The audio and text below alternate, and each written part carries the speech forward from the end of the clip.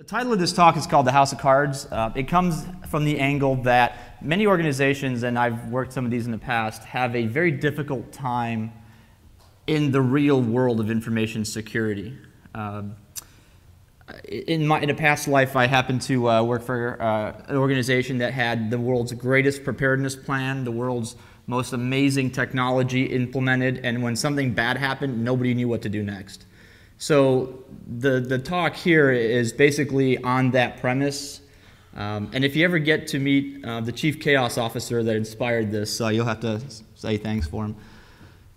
So I want to start with a question real quick, and just a quick show of hands, see how many people are awake. Is the enterprise you work for feel secure? Anybody who thinks that it feels secure, raise your hands. All right, that's better than zero. So I think a lot of us have, and as I mentioned before, a lot of us have policies. A lot of us have a lot of really good paper. We have a lot of really good procedures that are out there. Everybody's supposed to know what they're going to be doing. All the good soldiers have a battle plan. We have a lot of controls in place. So whether they're, I'll use the dirty C word, compliance. So whether they're compliance controls, whether they're actual rational controls for other things, there's a lot of controls that are in place to keep people from doing bad things and keep bad things from happening. And most everybody has a whole lot of security technology embedded in their enterprise. So having a lot of that already in-house, it's not uncommon to feel prepared, right? To say that, hey, we've got our network covered, we've got our apps covered, we've got an SDLC. Plan says that if anything goes wrong, we do this, this, and this. But I want to ask it, how really prepared are you? Right? And those of you that have seen me talk before know that I like to do Python quotes. So I thought I'd throw in this morning that nobody really expects to say a Spanish Inquisition, but you can be ready for it. All right, somebody got that. So the question is, what are you actually preparing for? Because it's a big deal. And there's a couple of things, right? Are you preparing for synthetic risks? Anybody know what I'm talking about when I say synthetic risks? You know those exercises that we do, the preparedness exercises recently the government's been doing?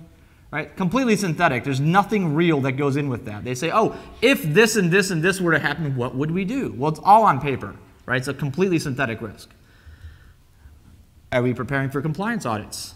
Perfectly valid question, because that's what a lot of our security policies and procedures are based off of. Are we preparing for staged attacks? What's the other word for this? Or that? Penetration testing, anybody? Who's a pen tester here? So these are staged attacks. This is where you get to go tell the company that you want to try to break into you that between the hours of 7 p.m. and 3 a.m. they're allowed to bang on these 3 IP addresses, but if they find something, they have to call you immediately. But don't touch these systems over here because they're actually performing business, right? When's the last time you were able to tell that to the attackers at large on the internet? You think they respect that at all? Right? Staged attacks. So are you preparing for hackers? This is an interesting question because being prepared for hackers is not the same as being prepared for some of these synthetic attacks or being prepared for what I consider the real risks. And there's a lot of real risks out there. They're not always to do with the bad guy at the keyboard trying to cross-site script you. So the other thing, are you ready for natural disasters? These are part of security contingency plans, right? Natural disasters are in there. And then are you ready for the real hackers? There's a quote, and I can't think of who said this now, but I heard this last couple days again, so I thought I'd repeat it. The good hackers you hear about, the great hackers you never will. Right? The really, truly epic incidents will never pop up on anybody's risk dashboard or radar because they're silent and ghost-like. It's like, they come in, they do their thing, and they disappear under cover of night, and nobody ever knows about it. Are you getting prepared for real incidents? This is the real-world experience here. Is any of you guys around in IT security during SQL Slammer? You know what I'm talking about then, right? When the network is completely dead, and all of your plans, and all of your call lists, and all of your apps that monitor the enterprise are on that network, most of IT security sits and stares at themselves going, all right, now what? right? Because all of our policies say log into network and. Well, what if step 1 is broken? So when security fails, are we actually ready for security to fail? Anybody here feel prepped and ready for security to completely and holistically fail in your company at what you do? That's a tough question to answer, and I'll give you that. How about when, like, everything fails? Think hurricanes slamming into the coastline while you're being, attacked digitally, right? This is the everything failure model. Your SOC just got wiped off the face of the earth. Meanwhile, your data centers, which are in the cloud, are happily being exploited and nobody's there the wiser. What do you do? What do you actually do? So people, processes, and not just technology fails. This is the part that really gets me because we sit and spend so much time focusing on how tech fails. We spend a whole lot of time focusing on the technical end of failure, which is, buffer overflows and exploitation of systems. We completely forget and neglect the fact that people and processes completely fail too. And it gets really easy to feel safe. And I'm telling you guys from experience and that I've been there, we don't often share our failures, so it's really hard to tell each other where we failed the last time we tried something, and it's easy to feel safe. Except I would replace safe with complacent. It's easy to feel like, hey, we did everything, all of our, the lights on the IPS are green. The last pen test we had against our one public IP address was good. We're compliant. Life is great. Well, what is it that you feel safe based on, right? And the thing that I always try to convince folks to do is go get some evidence. What is the evidence that you have that says that allows you to feel secure? Anybody have any really good evidence they use to give themselves a good sense of security? What do you use? All right, pen test report. Anybody else? Anything?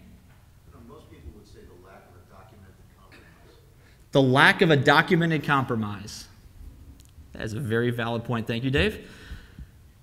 Huge regimes that you bought. Rows and rows of blinking lights that say the word security on them. That's beautiful. Absolutely. So So the question is, how prepared do you still feel knowing that there are other things out there than just digital technical threats? And the answer is, you're likely really, really not. Unless you've actually done some of the things that we're going to talk about in a minute, you get really prepared. You can be prepared on paper, and you can be prepared with all the best intentions in the world, but when the world falls apart, when things actually go from bad to really, really, really bad, and you have absolutely no way to move forward, untested becomes unprepared. And untested is a new level of kind of thinking here. We're not talking about scanning a web app. We're not talking about getting pen tested on that between the hours of 8 and 9 p.m. right when nothing is working on your system. Or we're not talking about, and this is from discussion yesterday, had this wonderful thought about, I think, Tim, I believe you said it the other day, where you're working with a client and they say, can you give us a couple days? We're not ready for your pen test yet. Right? Fantastic line demonstrating exactly how untested really means unprepared. And validating defenses is super critical and crucial here. Because if it's not validated, it's probably not going to withstand the test of chaos. So you need to validate the defenses, you need to validate your response to these kinds of issues, these kinds of incidents. And you need to be able to validate your technology. See, this we can do, right? We've gotten fairly decent at this. Validating technology generally is something people in this room are pretty good at. We can put it in a lab, we can bang on it, we know what attacks it can be susceptible to, and then we can point at it and say, haha, we broke it, SQL injection, haha, we broke it, buffer overflow, something else, some other kind of exploitation. But the technology is probably the easiest part. And I really think organizations need to go hack themselves. I don't mean get pen tested in a time box, very polite manner. I mean seriously go break something.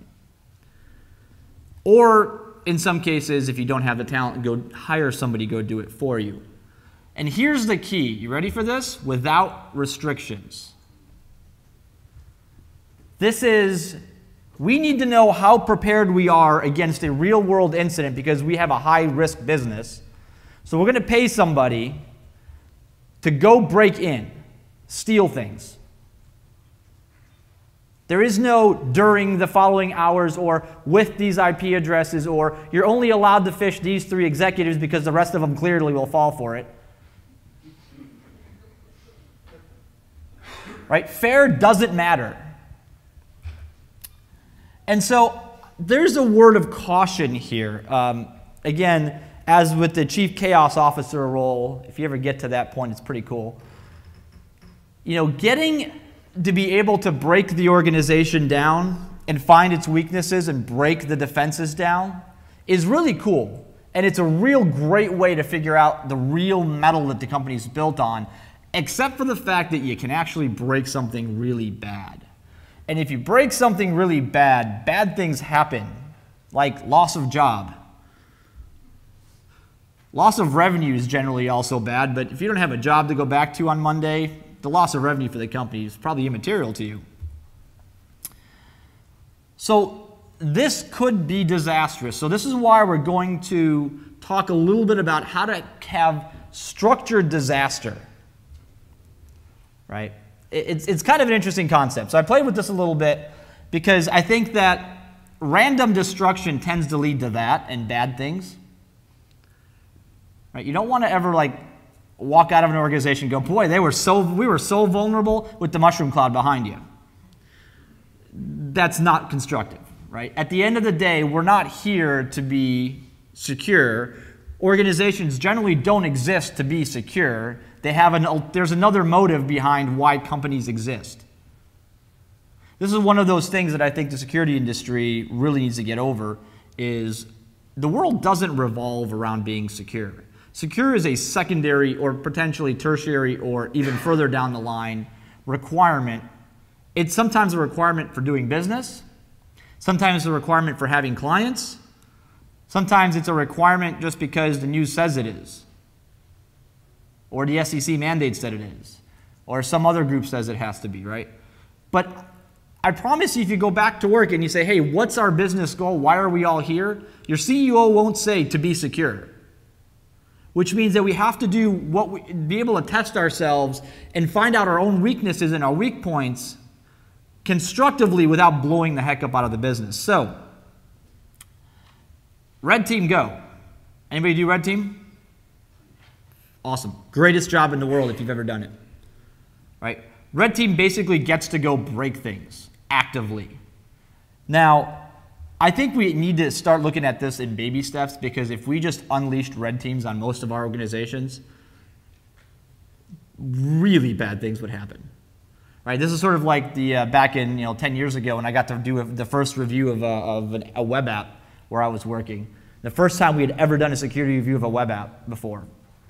Never did it before. This was the first app to go through, and they're like, "Yeah, sure, put it through the ringer. We want to know exactly what we're vulnerable to. We want to know exactly how bad we are. Just go ahead and see what you can do." And within 10 minutes, the entire platform was dead. They're like, "Well, what was wrong with the application?" Like, I have no idea. Never got past the logging because I crashed the app. Right? Let's start with the fact of keeping this thing up.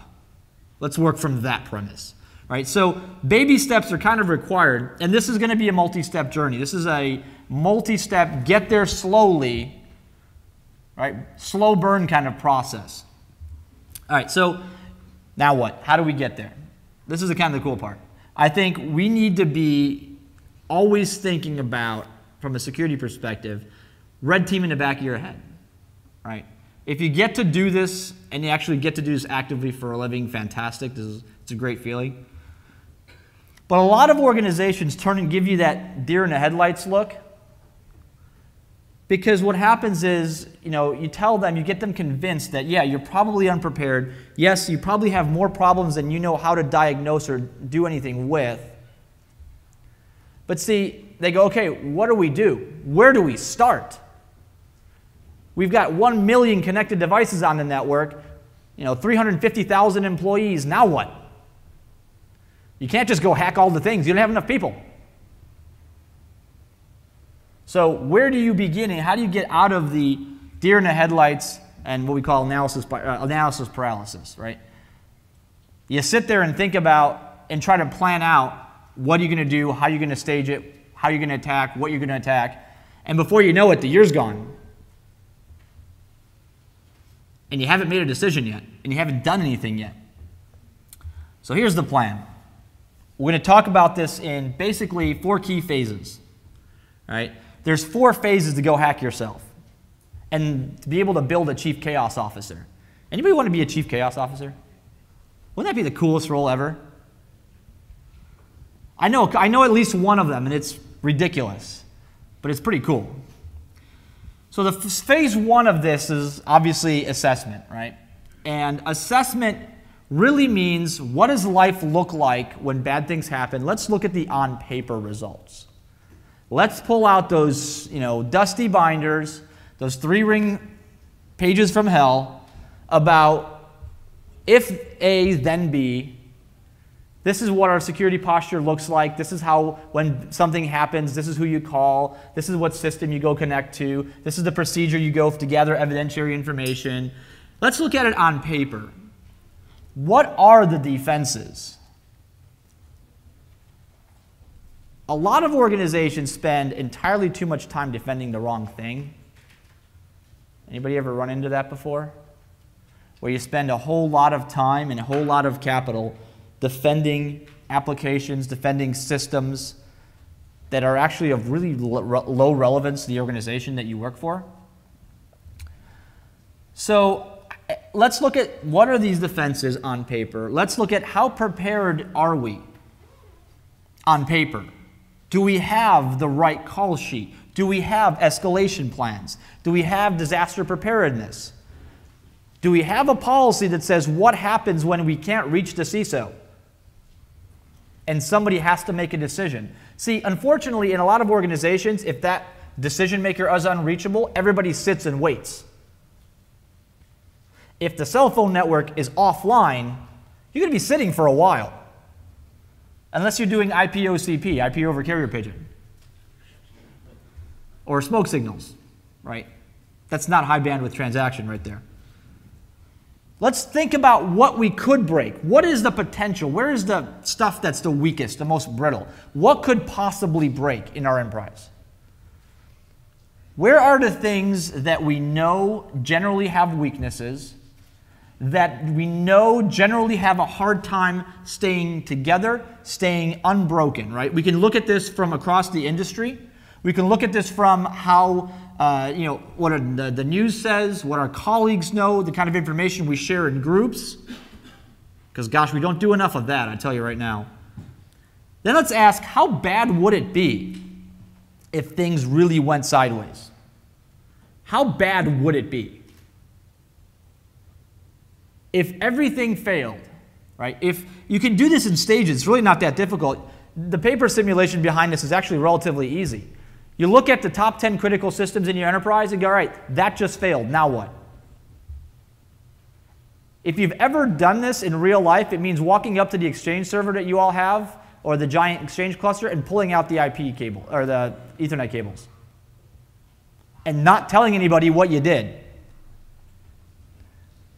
See what happens, right? Because everybody instinctively goes, oh, I should find the Exchange admin to call. Let me grab my phone, do an address book lookup, and oh, the address book doesn't work.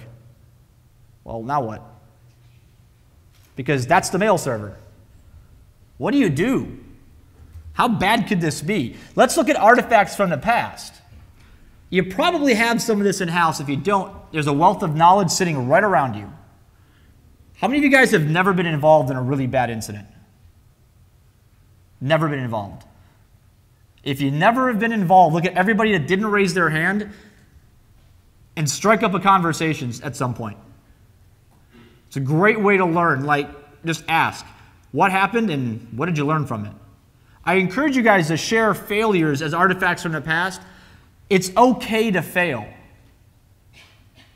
We generally, as a community, tend to bury our secrets.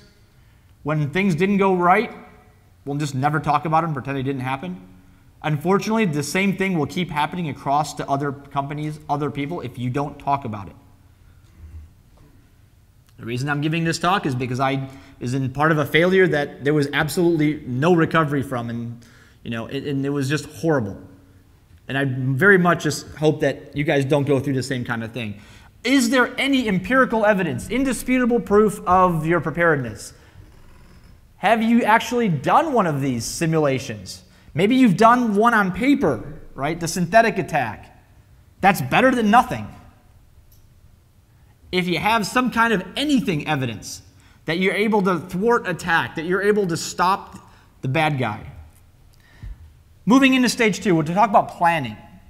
Planning is a little bit different than your standard pen test because planning, there's a lot more involved because of the sheer magnitude of the potential oops. We're going to try to make sure you keep your job here, right? I want you to be able to go through this type of exercise, walk out of it going, boy, we got a lot more knowledge and all of us are still employed. Yeah, things broke. Yeah, we caused some pain to the company, but we're all still employed. This is a good thing. So in the planning stage, let's talk about what's in scope. Your vendors. Do you trust software, hardware, services that you get from your vendors? What if one of them was in your data center right now being paid by a foreign organization to install Trojan firmware on your, I don't know, routers or something? Then what? Would you be prepared to shut down vendor connections? Right? If there's an attack coming from a vendor and you know it, identify it, are you in a position where you can simply say, you know what, I'm just going to cut that right off? In most organizations, the answer is no, because we do business that way. What else is in scope? Our partners. If you work for a large organization, you probably have about 1,000 consultants from random companies sitting at your desks that do not work for you. These are your partners in crime. What else is in scope? How about yourself? Think about what would happen if those of you guys, who has access to admin permissions or godlike permissions on your systems, networks, not at home, right, on your networks? What would happen if you found out in about 2 weeks that while you're at a conference, somebody Trojaned your laptop has been slowly siphoning off information from your corporate database? Then what? Because nobody wants to walk into that office and go, hey, that data breach source, yeah, that was me. So bad people don't discriminate. This is the one point I want to make to you guys. When we're thinking about how we're going to go through and plan this and test ourselves, we need to think about being slightly discriminating against what we're going to break, how, because the company needs to continue. The, quote, bad guys don't care. Right? This is not like bad guys that come at you and bad people that come at you. Don't scope attacks through a pen test statement of work. They don't time box. They don't say, well, that guy's a CEO, so I clearly can't fish from using his email account because everybody will fall for it. That's the first thing they're going to do. Right? So the bad people don't really care. Right? Unfortunately, much like other types of engagement, the good guys have to follow the rules. Again, business needs to continue. This is our primary purpose where we work. And keep reminding ourselves of that. So while the good guys follow the rules, the bad guys simply don't. They don't care. They'll break something. If they break something, they don't care. They'll move on. They don't work there. This can actually turn into a state of very, very big, overwhelming feelings. Because you think about, well, all right, I want to go test and figure out how prepared I am. I know I have to be semi-realistic about it. I know I have to think about how the other side is, how the attackers are actually going to come at me. I know I need to think about the social aspect, the digital aspect, the physical aspect. I need to think about somebody driving a pickup truck through the plate glass front door window of the company and just walking in and taking those servers out. Because it's happened before, right? It's not unheard of. It's not uncommon. So it's overwhelming, but we can strategize this in pieces. We can think about this in small pieces and in small parts.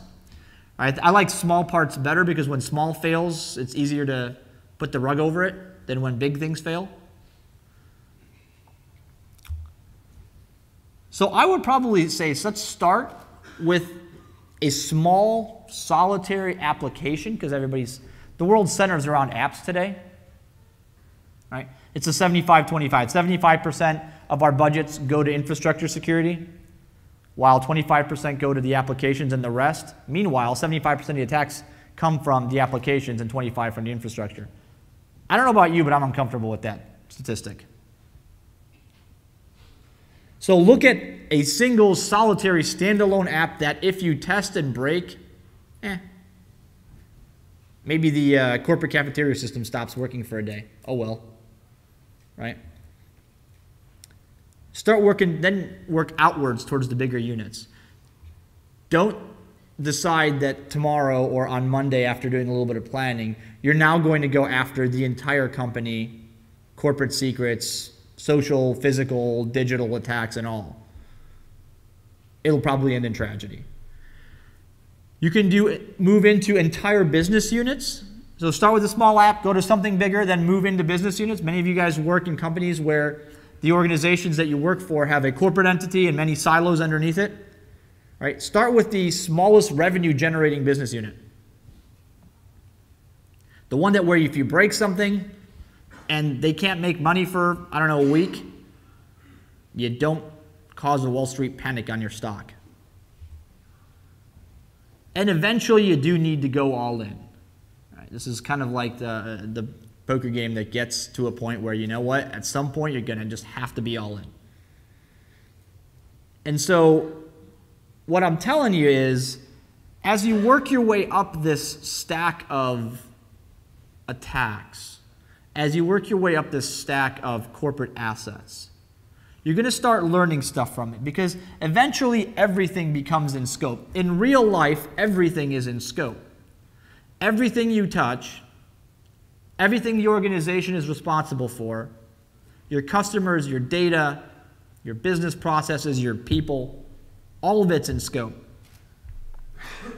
And you need to start thinking just like a real attacker, not like a time box pen tester. A real attacker, meaning screw the rules in small bite-sized chunks.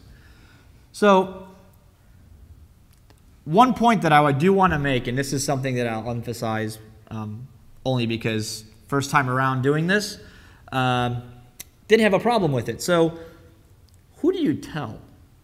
All right, you're going to go, as part of the security red team, you're going to go after this one corporate app, small, hopefully nobody notices, but you're actually going to go hack it. Not simulate, you're actually going to go break the app down.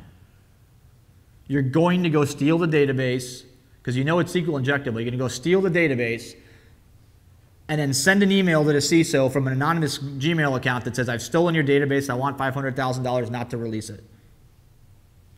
Who do you tell first so that you don't end up in jail? You can't tell everybody because then we're back to, hold on, we're not prepared for the pen test yet. You can't tell nobody because then you get a really nice pair of silver bracelets and get to meet people you probably don't want to as your bunkmates. So who do you tell? Remember, let's be realistic here. Anybody, any thoughts on who we'd tell? Who would you tell? Legal. I like that. Everybody says legal. Fantastic. If you have a chief legal counsel, this would be a great person to sit in with. Like, all right, here's the plan. Here's what I'm trying to do. I'm trying to save us the pain and heartache of when things go horribly wrong, but I don't want to be in jail after this. So I need you to draft this document up that says I've got free reign, but I'm going to be responsible, but I'm going to do everything I can to be responsible, everything I can to document, everything I can to allow business continuity, but I'm going to be nasty. I mean, that's my goal. And the idea, let's tell as few people as possible, because the less anybody has a chance to prepare for your test or for your evaluation of security, the better. Right? Preparedness, it should be something we have on Sunday at 2 a.m. and Monday at 3 o'clock in the afternoon. Also while everybody in the company is at the company picnic, not just when we're ready for it. But don't forget, everybody knows what that stands for. Cover your assets. All right. Make sure you know somebody with authority in the organization. Chief legal counsel is a great person because nobody ever argues with the lawyer. Of course, Tiffany's gone. But nobody ever really has, the legal folks really kind of know where the boundaries are and how far you can push before you kind of break. Some trusted senior leadership is probably a good idea. You want to gain trust within senior leadership at a large company. Tell them you're doing this and tell them you're trusting them with not telling anybody else because this is that critical. See what happens. All right.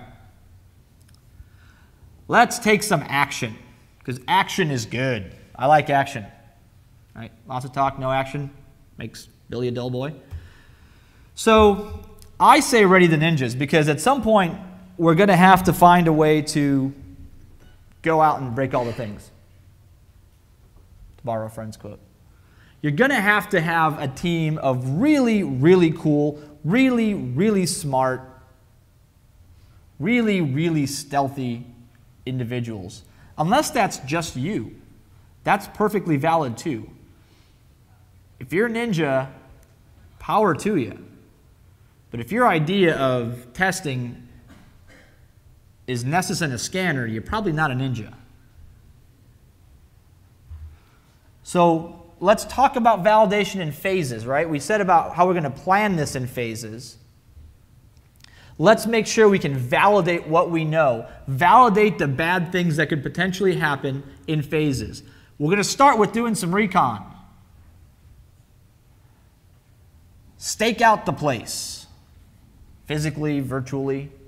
Figure out where the easiest point of attack is, what time everybody goes to bed, if at 5 p.m. on Friday the entire security team, including the guys and gals that manage the SOC, are sitting at the bar down the street.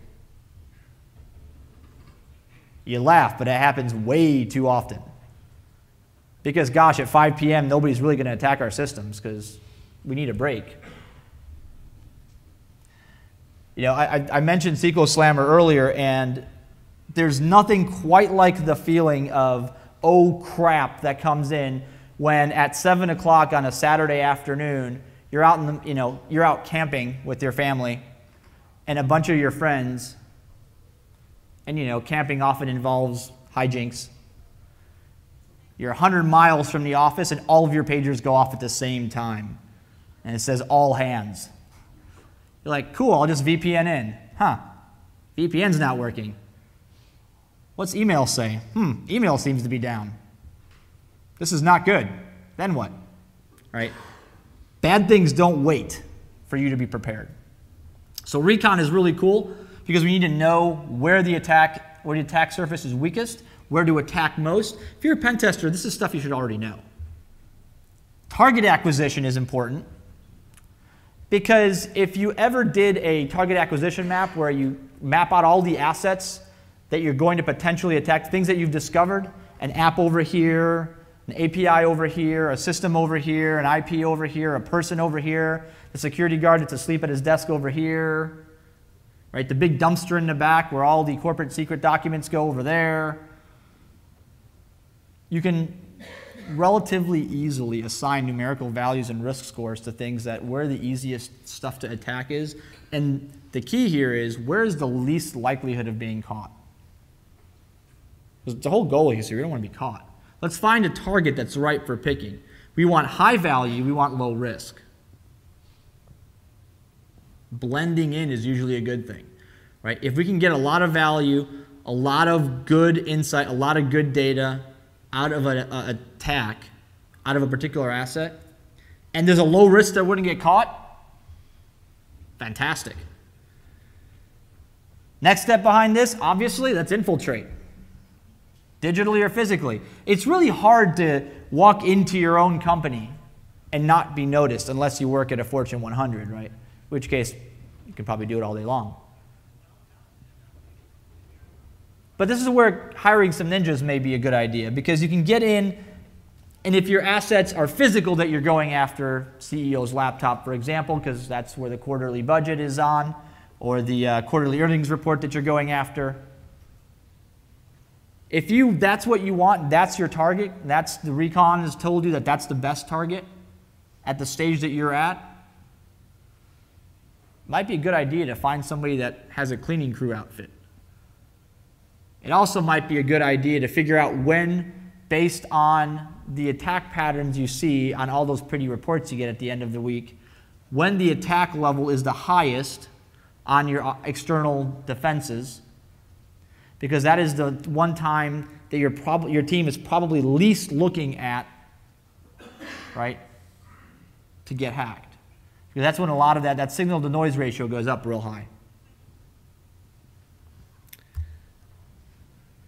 Pen testing 101, establish a beachhead.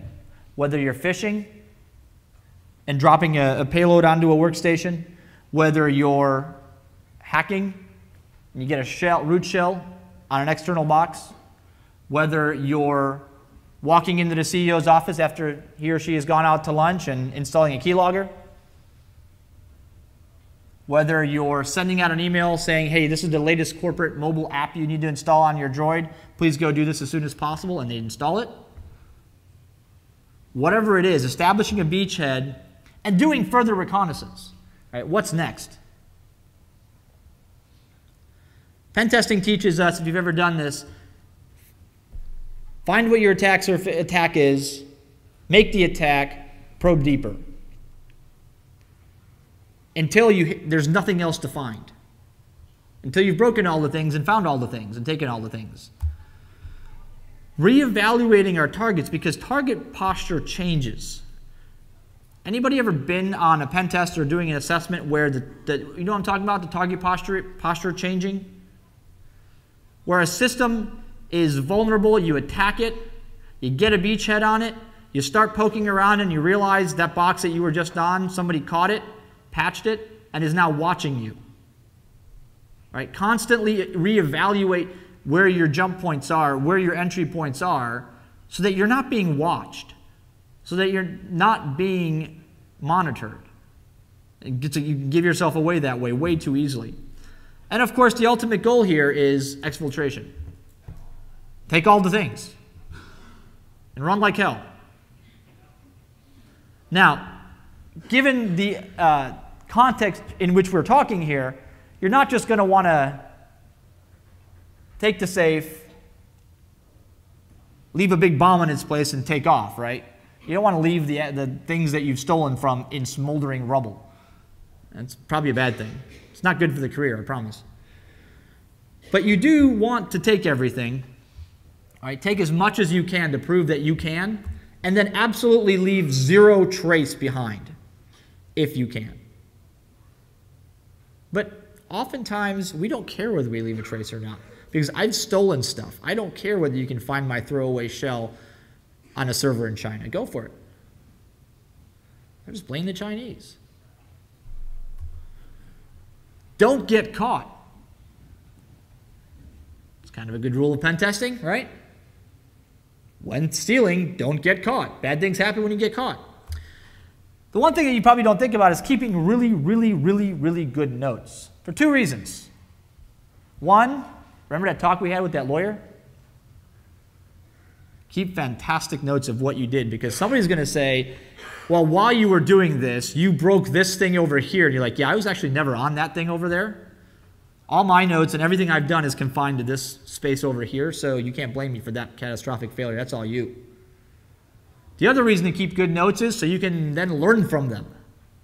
Right? The whole point of this exercise is figuring out how I can break something, and then you get to go back in with the masonry and patch up the holes.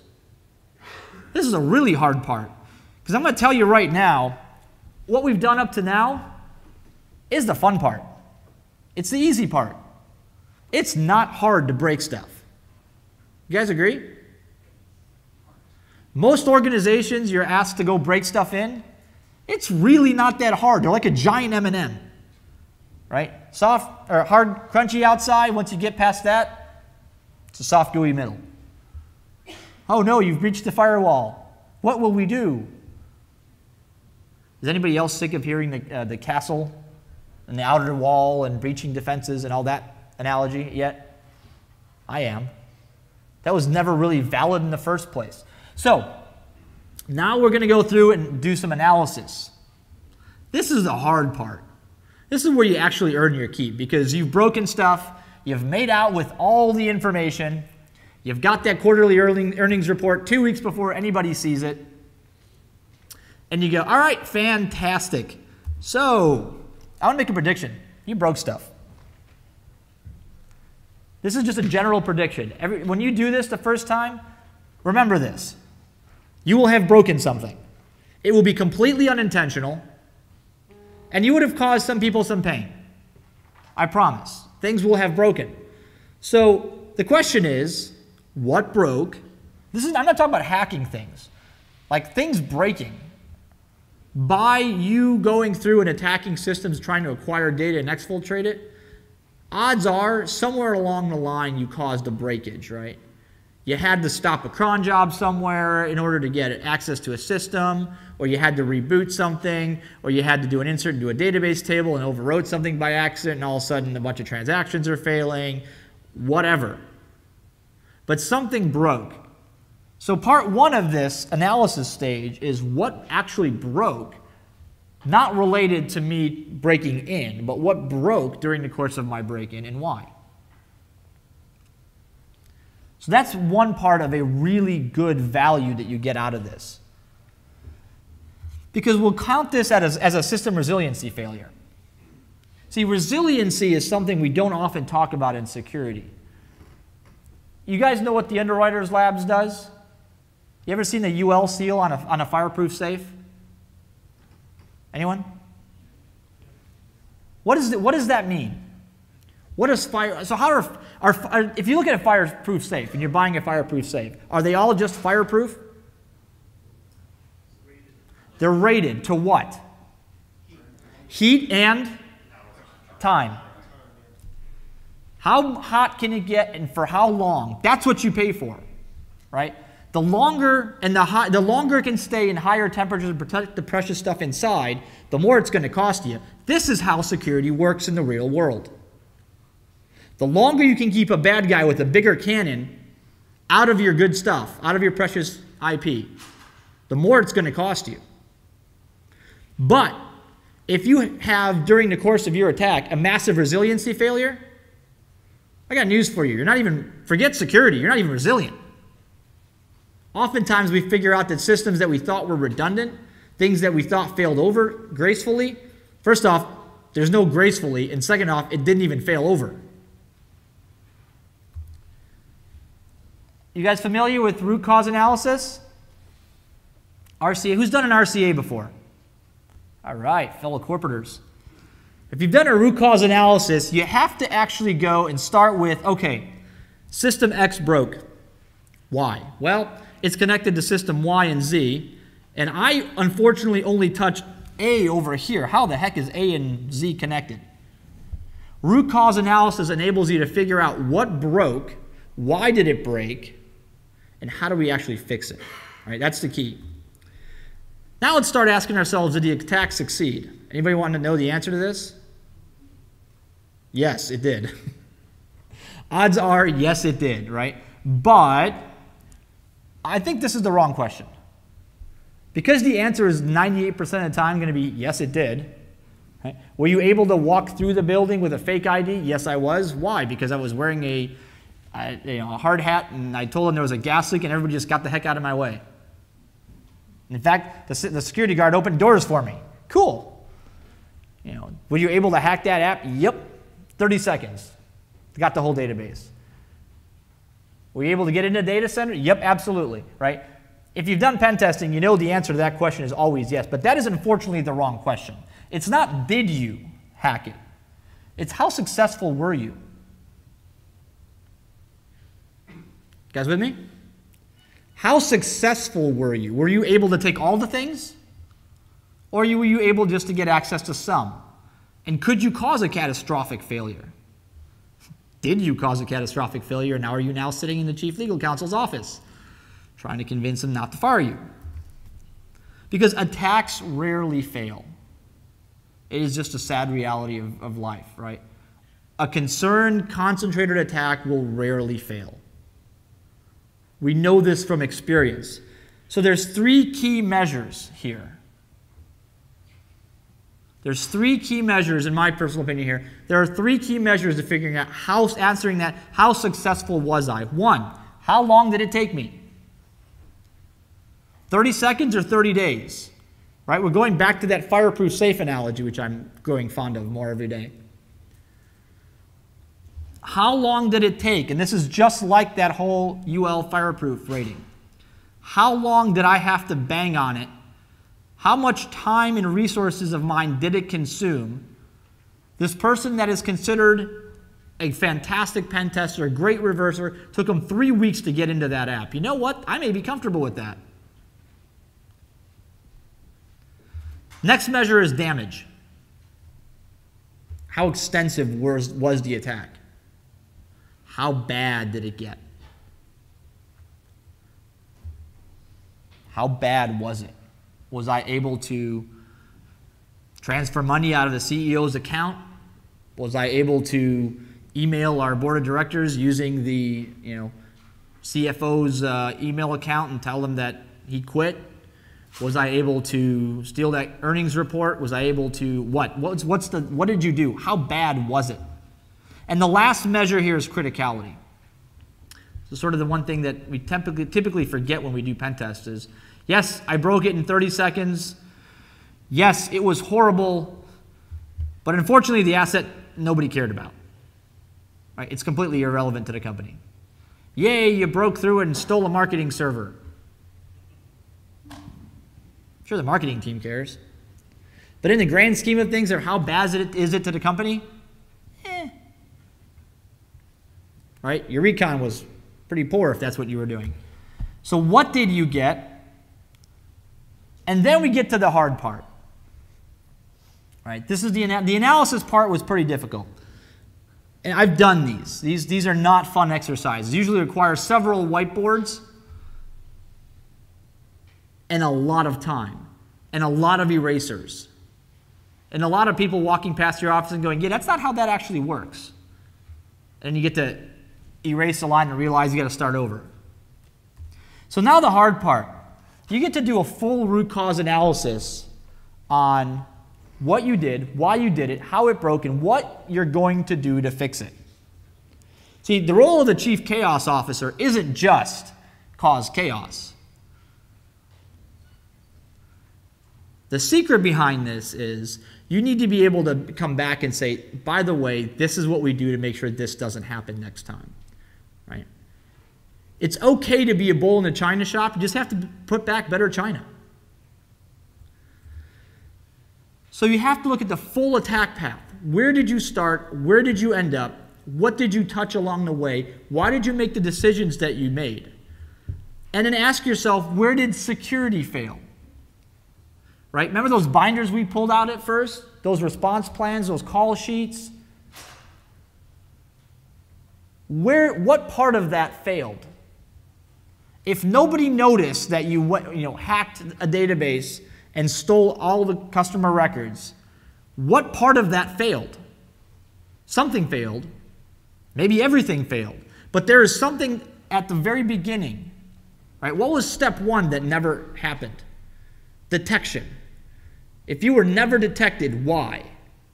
Because you were able to craft packets that got past the IPS. Great. The IPS failed. Why? Oh, it wasn't up to date. Why? Because the InfoSec team is too busy doing 37 other things. Why? Right? It's like that 5-year-old. You get to keep asking why, until there's no more why. It's just this is why it happened. That's what we call a root cause analysis. Why did security fail? And if the answer is because the knock guy was on vacation, you have a problem. Did detection fail? Did the analysis fail? Were they able to figure out that they were being attacked, but just couldn't figure out why or where it's coming from? Or were they able to detect you, figure out where you were coming from, but couldn't do anything about it because you owned their accounts? That's perfectly valid too. There have been several incidents like this that I got involved with where we were breaking into a customer through a web app. And you get into the web app and you start getting to critical systems during high usage periods when they're doing things like account transfers between them and the payment company that they work with or something. And they can't shut that process down. So if that process takes 4 hours, you have free reign for 4 hours. Because if they shut that down, the company goes home for the day. So does the protection mechanism work? Was it a people failure? Unfortunately, the answer a lot of the time is absolutely. People fail more often than technology. Was it a process failure? Was step one on the emergency response plan not available, and then everybody just sort of goes, okay, now what? Right, step one, pull up your phone, get into the Exchange server, call everybody on that call sheet. Can't get to the Exchange server, now what? I don't know. Seriously, like what would you do in that case? Yeah, exactly. Google. Yeah, right? Help. If you have to get out on Twitter and DM your SOC, not a good thing. That's not incident response. That's just sheer panic. Did technology fail you? And odds are technology can fail you as well, right? Technology fails because there's this unfortunate part behind it that's called the human that programmed it. Right? Technology will become perfect once we eliminate the human element. And by that point, I think I've seen that movie. I didn't like the way that turned out for them. Did your enterprise intelligence fail? What do I mean by enterprise intelligence? Anybody? Anybody? The process tree was built. Yeah, so things like your process tree. Enterprise intelligence to me and to us means how much knowledge do you have? Do you know what's out there?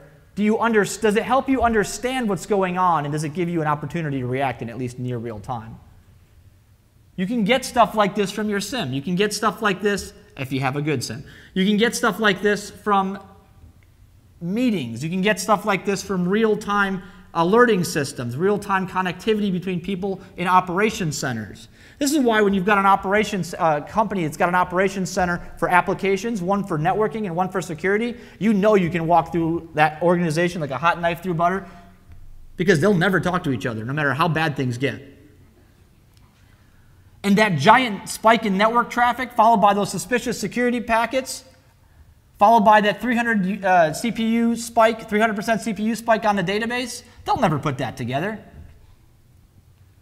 Because the database spike will eventually go away, and the server ops team will go, wonder what happened. Don't have time, right? Too busy keeping servers up. This one fixed itself. On the networking side, they'll go, hey, look, traffic spike. CEO is probably surfing things. Downloading those quarterly reports.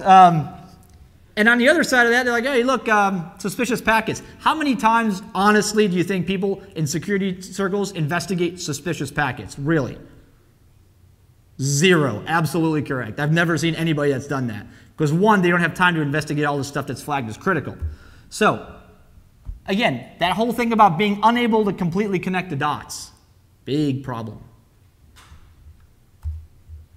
Now, we're going to go back to you and point the spotlight back at you and say, all right, smarty pants, Chief Chaos Officer, sure you broke all the things.